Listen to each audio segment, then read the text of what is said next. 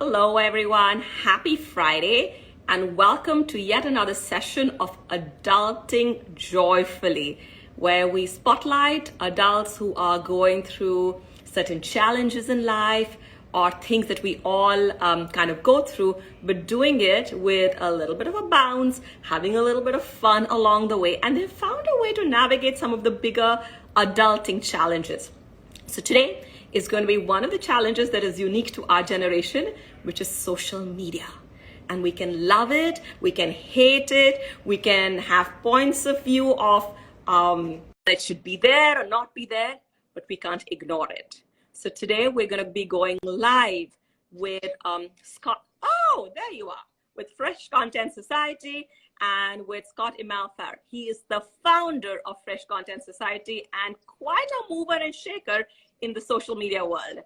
So we're going to ask Scott some questions around how he navigates social media, how he manages stress, which he seems to do pretty well. He seems to have a smile on his face most of the time, and what makes it joyful. So Scott, thank you so much for joining us today. You are very welcome. It's an honor and pleasure to be here. Thank you. That's awesome. So Scott, to start with, I would love to hear the story, which I don't know myself. You got into managing social media management much before it was a thing. You've been doing this for over a decade. How did you get into it? So back in the day, most agencies, whether you are a PR agency, a advertising agency, or any other form of marketing agency, eventually Facebook rolled out, and someone had to eventually, when pages rolled out where brands can have a Facebook page, they said, hey, why don't you, I was a junior level person at that time, and it was, hey, why don't you just check out the Facebook? And we checked out the Facebook. And, we did a lot of great, we did a lot of great things, and realized the power of social media, really in the early phases of my career. We launched Slim Jim, the Conagra brand meat stick. We launched their brand from 0 to 1 million followers within 8 months. Which wow. I'm sure everyone wants to know, Scott, how you did that. But before we come to it, I'd love to just let you continue with your story. Yeah, it's, Slim Jim has a really good brand, and before, the algorithm kind of took place, we were able to, leverage organically better, building community. So, so 6 years ago, kind of ventured off on my own. Actually, this will be year 7, shockingly enough, and a small team, of 4 people right now, which is really cool. IT team, right? You know better than you can see some of the plaques on the wall. This is always the goal for our clients. Viral tweets, community sentiment. We have YouTube plaques. There we are. So, a lot of people are on social media. You can't not be on it. And it is stressful for so many reasons. Right? People look at the number of likes a video or picture gets, and how it's trending, not trending, see their friends do so well. As a social media person, like leading a company, how do you deal with the stress of it, and what stresses you, Scott? From a social media manager perspective, and trying to navigate the various channels on social media is stressful in itself. And then you add on a pandemic, and then you add on the struggles of trying to stand out in the cluttered space. I mean, you have to understand, there are millions of posts going out every single day. So you are competing, with so many people every single day, and trying to figure out how to break through the clutter is what stresses people out, right? Trying to keep changing the Rubik's Cube in order to find a lane so you can ultimately have a community. The reality is, everything that we do is measured by engagement, and at the end of the day, we have to drive results for our clients, and that's what it's about. Which is what we focus on. But that's the stress, trying to deliver, trying to break through, and trying to compete, So, Scott, in our social media world, which is always on, right? Something is trending, something is not trending, somebody's put a comment in, you need to respond to it. How do you shut off from this always on world? Or do you shut off? I'm going to ask you, do you think I shut off? You know, I mean, any business owner doesn't shut off at the end of the day. So, you know, I take it differently than most social media managers that might work for a brand, and that's what they do as their day to day. So, and then the excellent social media managers, right, working for brands or for themselves, just don't shut off because it's an evolving, living, breathing organism that you just have to stay on top with, you know, and stay on top of really every single day in order to really understand the space, but also to make yourself even have a chance to stand out. So the always on mentality is very hard for social media managers. It's hard for anybody that's not prepared for that kind of mentality. But to be honest, you also have to set boundaries, and you also have to, you know, be able to disconnect because your life can't be in a virtual setting all the time. And it's good to be able to step outside of the channel so you can actually think, and be able to, you know, create other things that could be beneficial for the communities at the end of the day. So, what kind of boundaries do you set up? And the reason why I'm asking is, you know, Winked is all about nourishing yourself through meditation, through stepping away. And people find it really difficult to step away. Like, get up in the morning, the first thing is, let me look at what's happening on all my social media channels, on WhatsApp, on email. The last thing we normally do is check our phone again. How do you shut off, Scott? How do I shut off? Yeah. I don't. Ah. Yeah, I really don't. I mean, I shut off when my eyes shut off. It's hard for me to disconnect. You could, if my wife was here, she would tell you. You know, we're on vacation. I'm still looking at my phone. You know, I'm on an airplane. I'm buying the internet. You know, I have. I'm not the normal breed. You know, than most. So let's say, what advice would Scott have for his? What advice would the wiser Scott have for you? To shut off, to be able to, you know, really try to disconnect and be part of a community of people that care about what you do. For example, there's a whole Twitter community dedicated to social media marketers that I'm part of, and we talk about frequently a lot on that in those streams. You know what, you know, the demand that comes with being on social media, and I don't think, you know, a lot of people view it as like a low level, you know, hey, my grandma or my daughter can do, you know, your social media marketing, or I'm going to pass this off to an intern just because, you know, we don't have anybody else. And the reality is, you know, eventually the social media manager is going to sit in that C-level suite, right? The social media manager is not going to, you know, be thought about or perceived as like lower level. So eventually we're getting into that conversation. We plan on being part of that conversation at the end of the day, because social media runs all forms of communication, and social media managers are on the front lines for brands really every single day. So, you know, to be honest, like, we're going to get credit when credit is due, you know, and social media managers, before you know it, are going to be CMOs. I like that. And what you said is 100% right. It's social media that's driving the world. And we've seen that over the last 3 or 4 days with what's happening in the stock market, with individual investors that have come together, first on Reddit and now on Twitter, to kind of figure out how they kind of collate and play together. So what is joyful for you, Scott, as you do this? I understand the stress. I understand being constantly on. Why do you? This is joyful for me. If you guys know the Notorious B.I.G., this is joyful to me, you know, winning awards and plaques.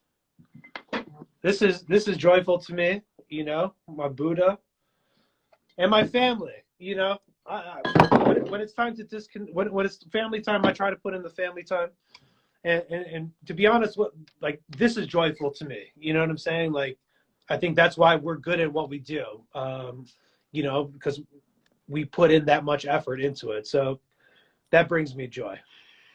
So I have a controversial question for you. Controversial, you said? Not win any awards, would you still find joy in social media? Would I still find joy in social media? No. Once Oh, I'm with social media marketing, I'm throwing my phone in the lake. And once my phone goes in the lake, I'm never looking at it again. so for you, this is much more of a skill that you've developed over a period of time. It's helping brands grow, and it's not something that you do for yourself.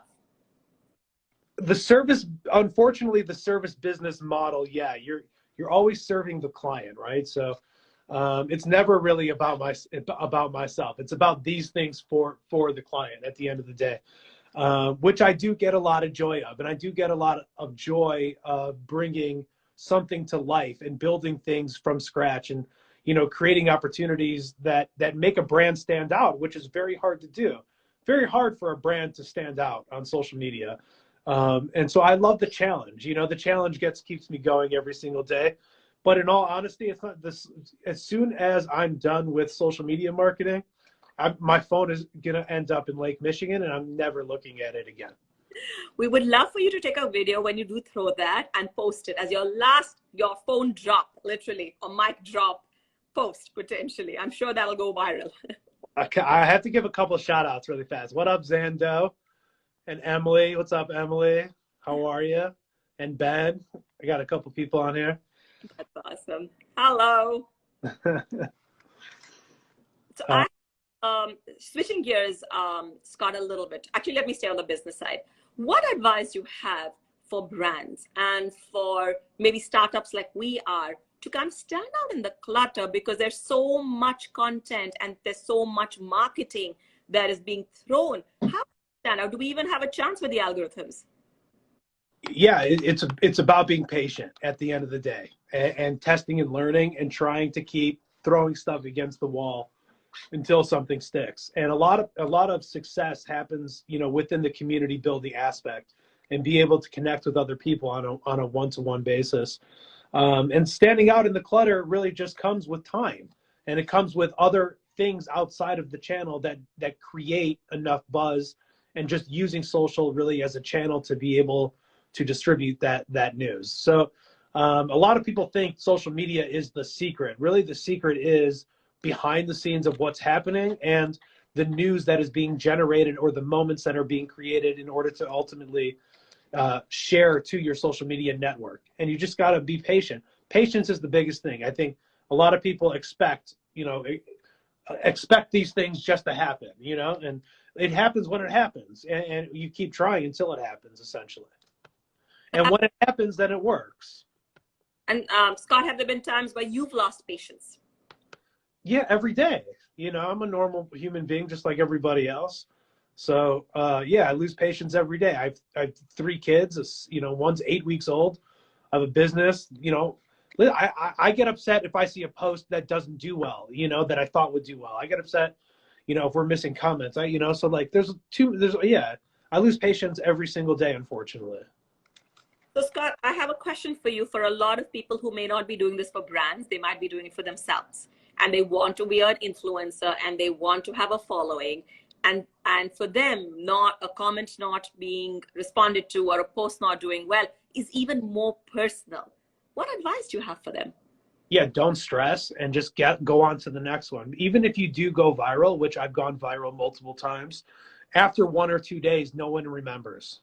So you got to move on to the next post and the next post, and just not worry about what happened before, and always keep looking forward at the end of the day. And you can't get lost in likes. That's why Instagram took away likes, and where other people can't see it, because you get too emotionally attached if people are liking or commenting on your content. They're gonna like your content if they want to celebrate you. Social media is a curated portal where people share what they think you want to see, right? It's not what they always need to see. Like these kind of conversations, don't really happen live, right? They want to only see a picture of this. Yes. They want to see, the successes, but I think it's good to share the downfalls too. So I just don't think take it personally, and just move on to the next post. Short-lived memory, she said.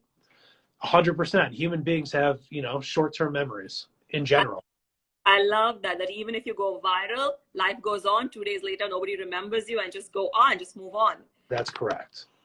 For people where they take it personally, right? So for example, I've heard from so many people that I have led sessions for where they're like, oh, I saw a picture on Instagram with my friends having a really good time and I wasn't even invited to my best friends.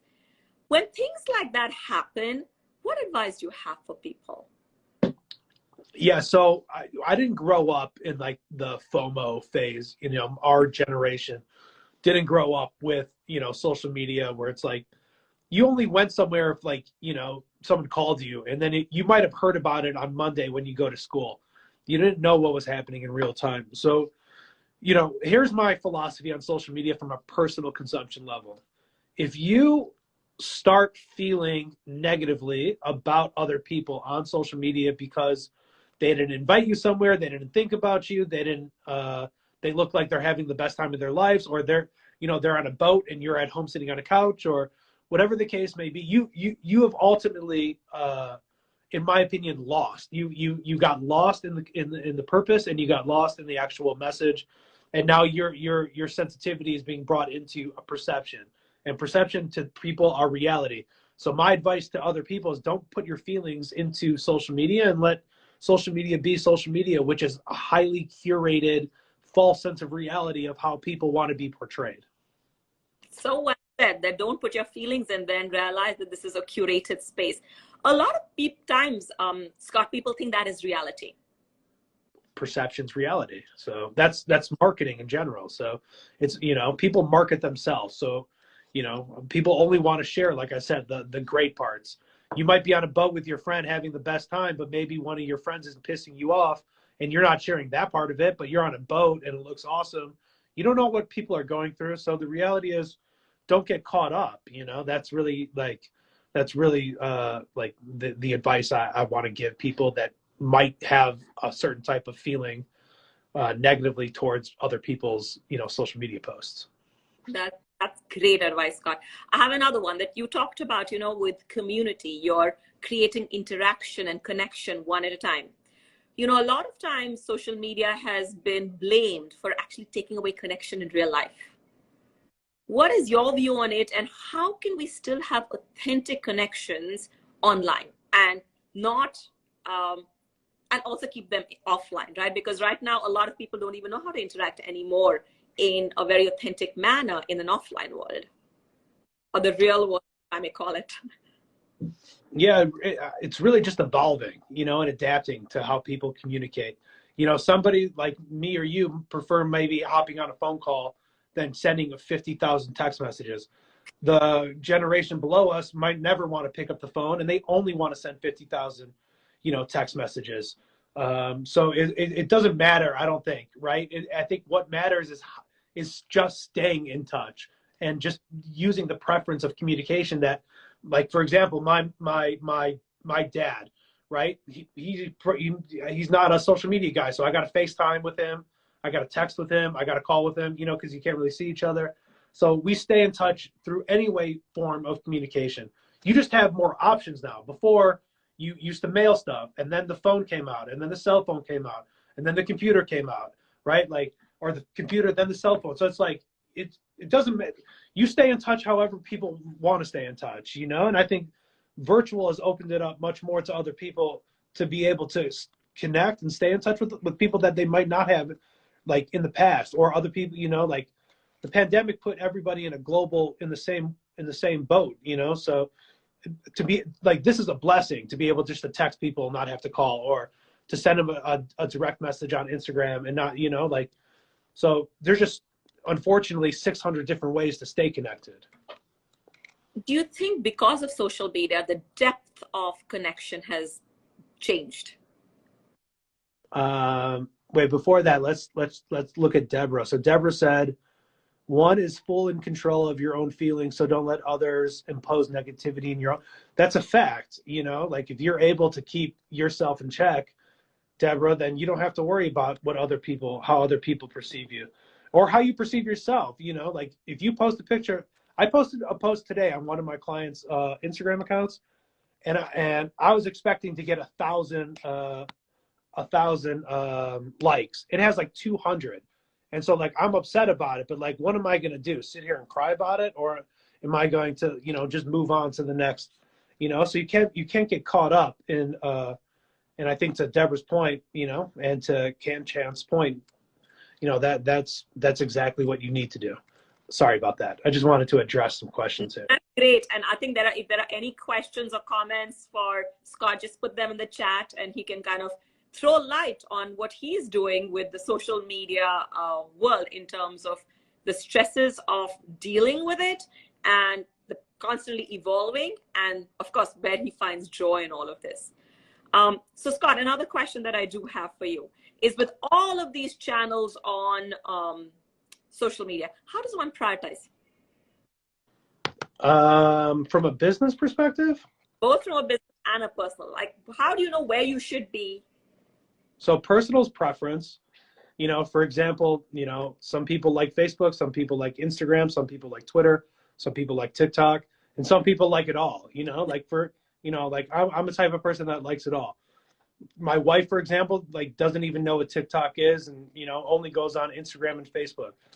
From a business perspective, it's first identifying who your audience is, and if your audience could be a wide cast of people, then you have to look at and just test other channels to see what's working and keep pushing stuff out. And from a data perspective, you can optimize from a channel basis based on, I know, Xando, you do it all, right? But you optimize based on what the data tells you, but you also have to be on the cusp and the trends of emerging platforms like TikTok, for an example, and taking swings, on any sort of channel that can be able to generate organic reach, in community. So, channels just depends on so many different variables.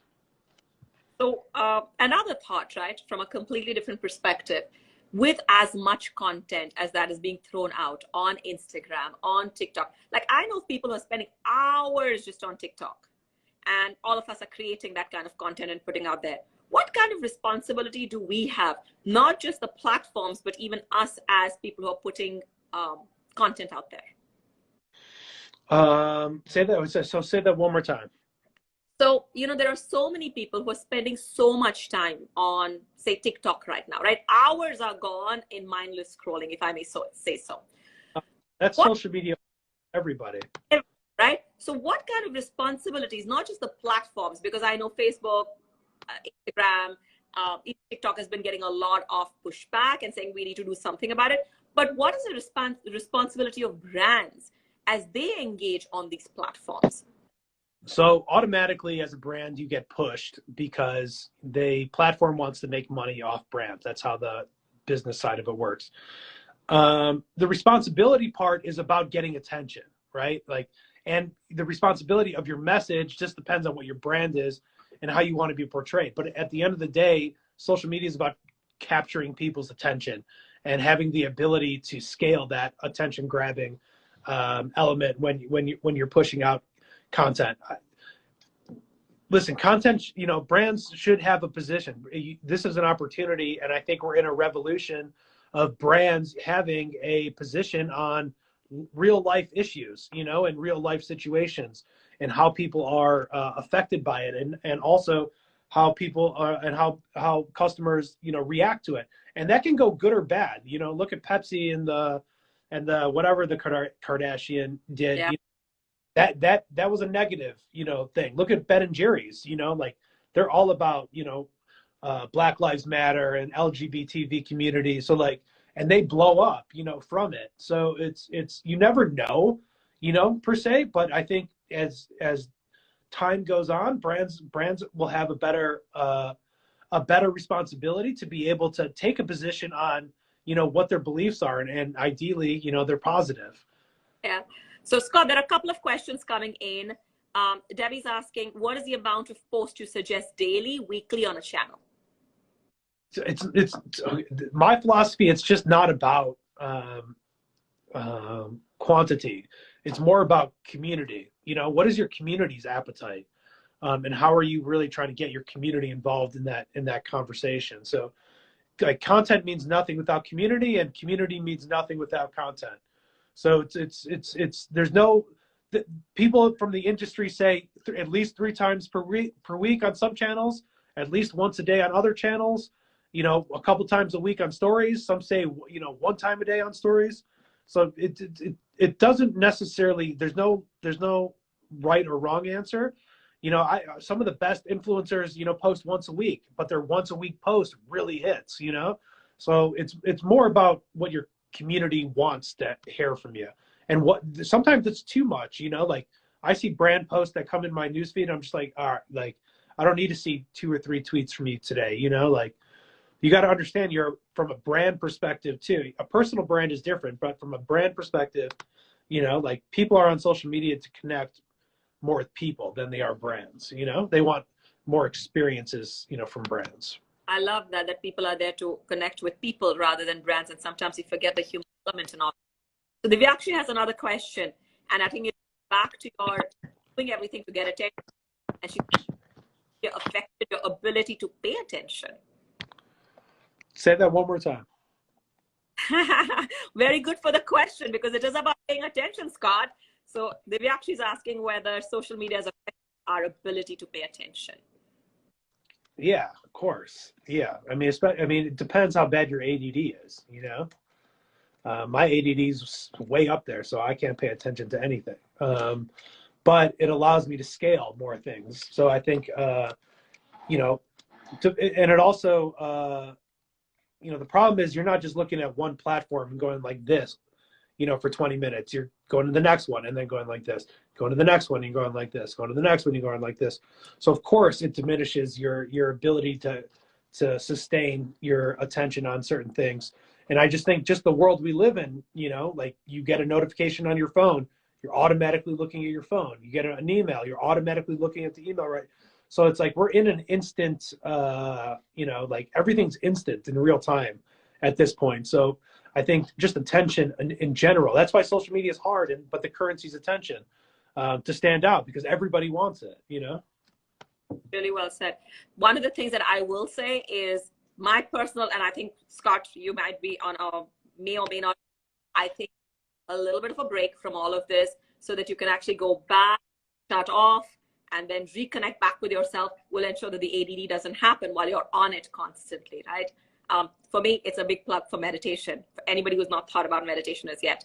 Kanchan has a question. How do you get that first set of audience? You're starting from zero. You know, momentum is great. Like 10 becomes 20, 20 becomes 100, 100 becomes 1,000. How do you get the first few followers and the momentum? Your first, you know, when you're starting off, you have to leverage your internal network, your friends, your families, your colleagues, your own personal social media channels, and trying to get, you know, anybody and everybody to help promote your business and your brands, and just using social media as a place to do that. What scales community is being able to find a niche within that space, and getting other people to help amplify your message. And that's kind of what takes it slowly to like a more snowball effect. And then once it snowballs at a certain level, then it just kind of keeps going automatically. But it's very hard to get it to that level, and it's very hard to sustain, you know, that sort of growth. You know, you can go viral and it doesn't necessarily change tomorrow's post, you know, for you, but that particular post goes viral. So you have to think about it more on a post level, and trying to build, you know, day by day, and then hopefully things start, you know, growing through your content, but also reaching out to people, you know, like, and it's not just reaching out to your friends, like reaching out to people on Instagram and, you know, and connecting with people. And like, that's the hard work, you know, that is required to be able to build a community. There was one other question that was your thoughts, Scott, on Clubhouse. So I haven't joined. So Alex, who's on this live stream, invited me to Clubhouse. Shout out to the plug, Zando. By the way, he's the best attorney in Chicago, in Illinois. 773-999-BLUM. If you have any issues, make sure you reach out to him. But he put me onto Clubhouse, and I haven't even entered the app yet because 2 reasons. One, and the most important reason, is they don't allow brands to be on Clubhouse. So right now I can care less. And two, I don't want to go on another channel yet, unless it's for my clients at this point. Like I said, I want to throw my phone in the lake when this is all said and done. That's great. So we're coming up at the top of the hour. What are your top moments to make captivating content? Maybe top three points or top three tips that you have. Top three tips for captivating content is, be extremely real about what you're pushing out.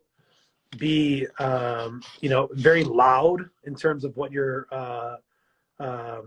pushing out to people so you can stand out. And number three, and probably the most important, is don't just create to create, try to create a moment or an opportunity or an experience or something that will get other people talking about the brand, right, on social media, so people are excited to talk about the brand. So more celebratory things or milestones or things that people want to celebrate other people for on social media, which is what it's designed for, essentially. That's awesome. So we've had a lot of questions, and Scott, you've been amazing. In half an hour, you've given us a lot of things to think about, including how we disconnect, including how we don't put our emotions in there, realize a post is a post. And no matter how famous or viral a post goes, next day you wake up and you're still the same. And how do you kind of realize how much attention and time you give it versus not, without putting your feelings in there? Any last piece of advice that you have for people who are watching or might watch later? Yeah, if you're, the biggest piece of advice I have for people that want to become social media professionals is, just keep trying to create things that stick out, and opportunity eventually will come. That's awesome. That is great. And Alex is asking, when is the next live session? Alex, I don't know if you're asking when the next live session with Scott is or the next live session with Winked is. I can answer the one with Winked. That's going to be next Friday, same time at 4 o'clock. And we are going to be talking with a founder of Elements Truffle, who left her high-paying power job at Goldman Sachs to follow her dreams to start making chocolates. So that is another big moment for a lot of us, where we want to follow our passion but don't know how to, or feel like we may not have the courage. So join again next week at 4 o'clock, same channel, for another Adulting Joyfully moment. Thank you for joining. Have a great rest of the Friday and the weekend. And Scott, thank you. Thank you. Let's go. Winked to the moon.